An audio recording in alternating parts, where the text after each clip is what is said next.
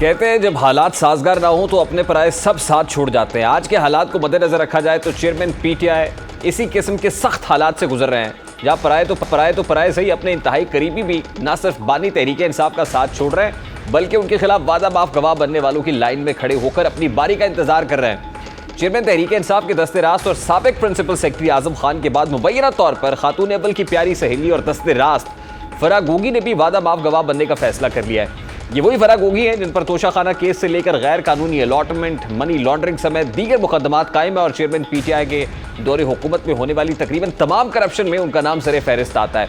लेकिन अब इत्तलात है कि वो अपने दामन बचाने के लिए चेयरमैन तहरीक इंसाफ के खिलाफ वादा माफ गवाह बनने को तैयार हो चुकी और हुकाम से राब्ते में है। मोतबर ज़राए के हवाले से बताया है कि फराह गोगी पहले ही पाकिस्तानी अथॉरिटीज़ के साथ ताउन कर रही हैं और तकरीबन एक माह से उनके साथ राब्ते में हैं। वो और उनके शौहर एहसन जमील गुजर को पीटीआई की क़यादत ने फेडरल इन्वेस्टिगेशन एजेंसी यानी एफआईए और दीगर कानूनी फोरम्स के साथ ताउन ना करने के लिए कहा। ज़राए का कहना है कि फराह गोगी पहले ही पाकिस्तानी अथॉरिटीज़ से अहम मालूमात शेयर कर चुके हैं और वर्किंग रिलेशनशिप भी तैयार हो चुका है। ज़राए ने तस्दीक की है कि मई के पहले हफ्ते में फराह गोगी को मुत्तहिदा अरब अमारात यानी यूएई छोड़ने के लिए कह दिया गया था, जब हुकूमत पाकिस्तान ने गल्फ स्टेट को बताया कि फराह गोगी एक मतलूब शख्सियत है और दुबई में अपने क़याम के दौरान बदउनवानी में मुलव्वस नहीं है। इंतहाई काबिल एतमाद जरिए ने तस्दीक की है कि फराह गोगी को मुत्तहिदा अरब अमारात छोड़ने के लिए कह दिया गया था और इसके बाद से वो ब्लैक लिस्ट है, जिसका मतलब है कि वो अपने खिलाफ मुकदमात की वजह से किसी भी कानूनी बुनियाद पर यूएई में दाखिल होने से कासिर हैं।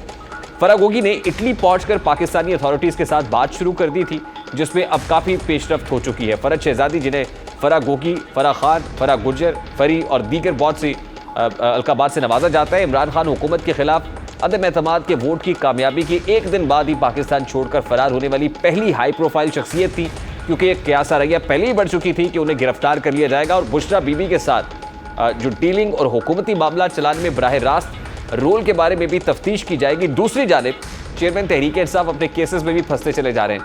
इसके बावजूद वो यू टर्न्स लेने से बाज नहीं आ रहे हैं, बल्कि अब भी वो इस बात पर कायम है कि वो मुस्तकबिल में भी यू टर्न्स लेते रहेंगे। अब की बार उन्होंने एक और बड़ा यू टर्न साइफर में ये कहकर लिया है कि साइफर तो कभी डी क्लासिफाइड हुआ ही नहीं, बल्कि वो खत जो उन्होंने जलसे में लहराया था वो साइफर के लुब्बे लुबाब पर मुश्तमिल एक कागज़ था। चेयरमैन तहरीक इंसाफ का कहना है कि जलसे के अंदर जो उन्होंने कॉपी लहराई वो साइफर नहीं था, बल्कि साइफर में लिखा पैगाम था। चेयरमैन तहरीक इंसाफ इमरान खान ने कहा है कि साइफर दफ्तर खारजा में महफूज पड़ा हुआ है जो कभी चोरी नहीं हो सकता। इस वक्त मुल्क में जंगल का कानून है।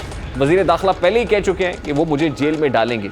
चेयरमैन तहरीक इंसाफ के इसी बदलते बयानात को लेकर पार्लियामान के मुश्तरका इजलास में काफ़ी हंगामा हुआ, जहां तहरीक इंसाफ के सेनेटर बैरिस्टर अली जफर और वजीर दिफा के दरमियान काफ़ी सख्त नोक झोंक हुई। ख्वाजा आसिफ ने तो ये तक कह दिया कि जिस जमात के लीडर ख़वातीन के पे हो वो हमें अखलाकियात का दर्स ना दे तो बेहतर है। ख्वाजा आसिफ और अली जफर के दरमियान क्या नोक झोंक हुई, तरह उसकी एक झलक आपके सामने रखता है। जिन लोगों का इतना तारीख और भयानक माजी हो वो बैठ के हमें यहाँ पे नेक देखें, अखलाक बाख्ता औरतों को जो है चेस्टिटी के ऊपर जो है लेक्चर देने की जरूरत नहीं होती। पहले अपना दामन देखें, उसके बाद पाक दामनी के ऊपर हमें लेक्चर दें। ये बाकियात माहौल ना खराब करें, सुन रहे हैं ये बाकियात रह गई हैं उस शख्स की जिसने चीफ ऑफ स्टाफ को अपना बाप कहा था। अब जनाब, मुझे जो सीन दिखाई देता है जब मैं ये चीज़ें देखता हूँ तो वो वैसा ही सीन है सर कि जिस तरह भेड़ियों को हाँका जा रहा है। उनको नहीं पता कि हम किस तरफ जा रहे हैं और बेशक जो है at the end of the day हमें ज़िबा करने के लिए ले जा रहा हो, हमें नहीं पता चलता। ये है हाल, ये है मंजर जिसको मैं देखता हूँ जब हम देखते हैं कि कानून साजी हो रही है, कानून हमारे। ये सर मिस्टर स्पीकर, किसी सिविलाइज मुल्क में ये नहीं होना चाहिए। आज चेयरमैन पीटीआई साइफर मामले में एफआईए में भी पेश हुए। वो एफआईए हेडक्वार्टर में तकरीबन 2 घंटे मौजूद रहे। चेयरमैन पीटीआई से साइफर केस में एफआईए की मुश्तरका इंक्वायरी टीम ने पूछगछ की। इंक्वायरी टीम की पूछगछ के बाद वो एफआईए हेडक्वार्टर से वापस रवाना हुए। चेयरमैन तहरीक इंसाफ जब भी किसी अदालत में पेश होते हैं तो उनके साथ वकला का जमे गफीर होता है, जो कि न सिर्फ अदालत के अमले को हरासा करता है, केसेस सुनने वाले जजेस के साथ भी बदतमीजी करता है, यहाँ तक कि जजेस को शटअप कॉल दी जाती है।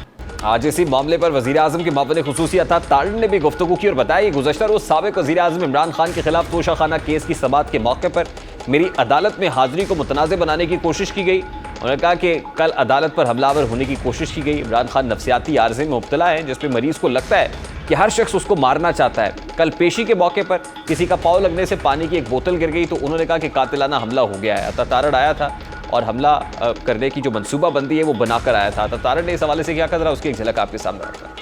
इतनी सनसनी फैलाई गई कि जैसे पता नहीं मैंने कौन सा ऐसा नाकाबिले माफी गुनाह मेरे से सरजद हुआ है, बजाय इसके कि आप आके तोशाखाना का जवाब देते अदालत में और कहते कि जी ये तोशाखाना में मेरे से गलती हो गई, मैंने ये तोहफे डिक्लेयर नहीं किए, मैंने ब्लैक मार्केट में ये तोहफे बेचे, मैंने जो इनसे पैसे मिले वो मैं खा गया, मैंने वो पैसे भी जो अकाउंटों में जमा कराए वो मुताबिकत नहीं रखते इन तोहफों की कीमत के साथ, तो मेरी आपने ऑडियो चला के कौन सा तीर मार दिया, वो तो मेरा वॉइस नोट है मेरे वकला को।